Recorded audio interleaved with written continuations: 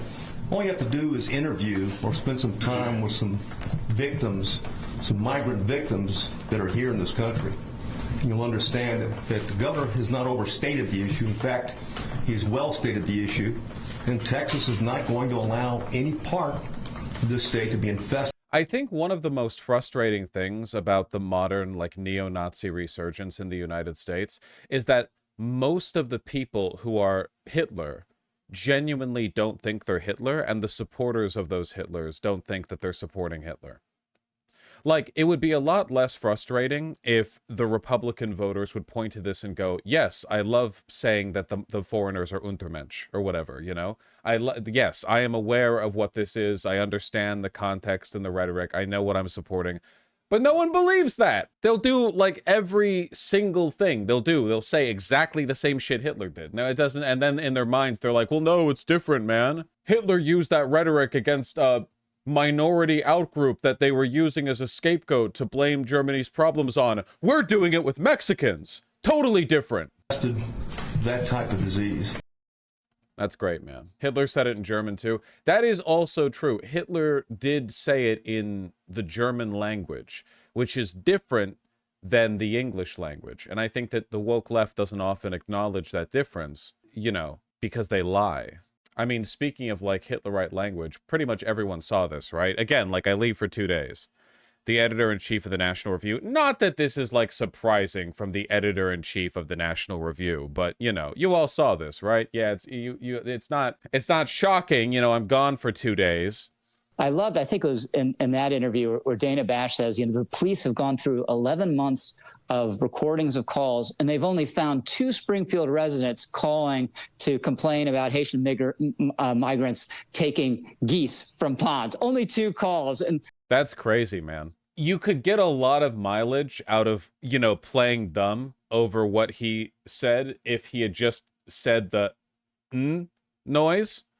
But he didn't even it wasn't even like a slip, like he said N, then corrected. He just said the whole word. He didn't even just make it to the G. He made it to the GE, He failed that QuickTime event. Oh, yeah. Jesus Christ. His excuse is that he was crossing the word immigrant and migrant. Where'd the N come from? Recordings of calls, and they've only found 2 Springfield residents calling to complain about Haitian migrants taking geese. That's crazy, man. That's crazy.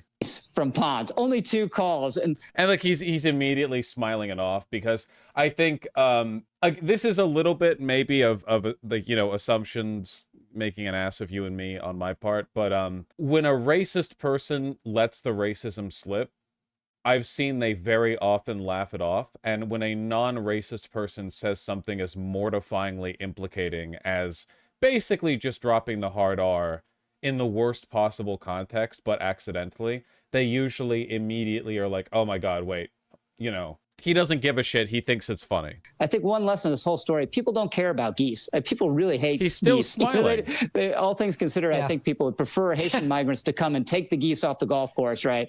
So it's pets, yeah. It's the cats and dogs that's become the standard. Geese clearly don't matter. I mean, and Megyn Kelly's just fine with it. She doesn't give a shit. I mean, she's been in the, she's been around the water cooler enough. She knows what the talk is like. How can you actually keep with the mentality after dropping the N-bomb? Because you got to understand, all of these people drop the N-bomb constantly when they're off camera. That's not like a conspiratorial assumption. I guarantee 100% they do. Absolutely 100% at their parties, their soirees, their fundraisers, whatever else. It's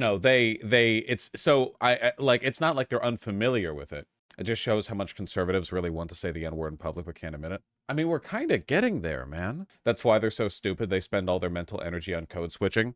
Okay, you think that's a joke. Maybe you don't. I genuinely think that occupies more of the conservative IQ than you might think. Like a shocking amount.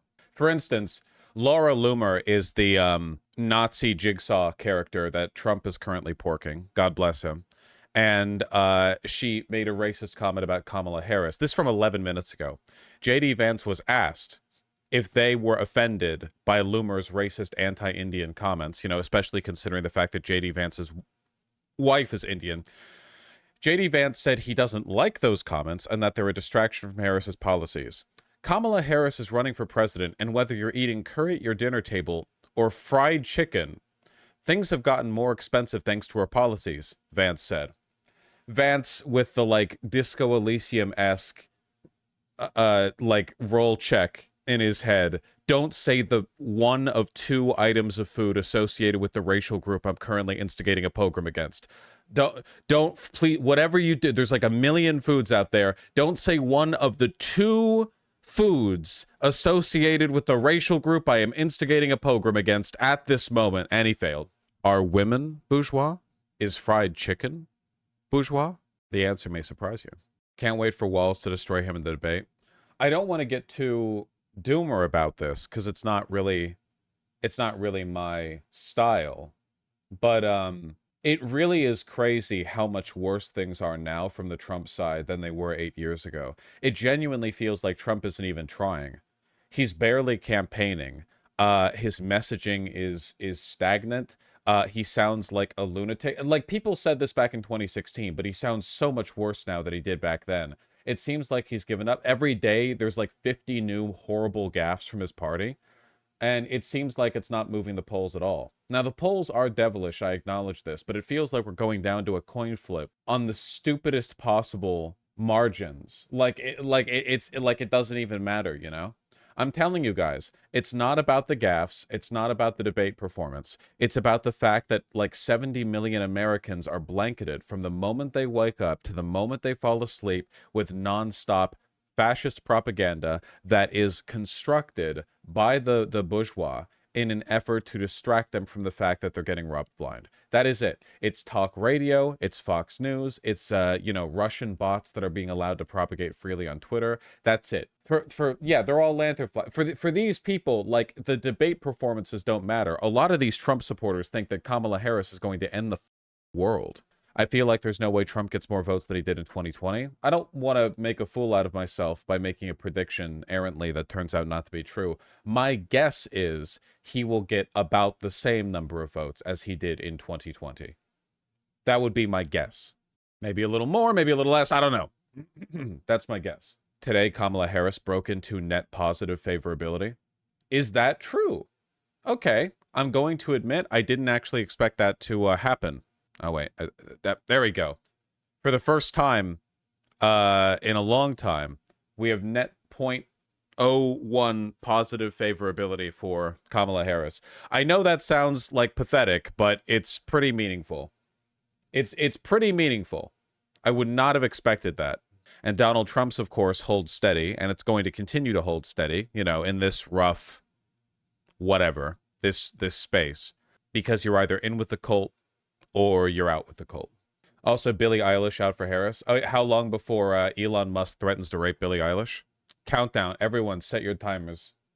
Elon Musk has exactly one way of thinking about women. Is Billie Eilish a woman? A woman? A women? Are women bourgeois? I always forget this. Yes? Okay, I don't know. You never know with these woke types. You'd see a chick with like the half open eyes, like an anime drawing, you know? You never know if they're non-binary.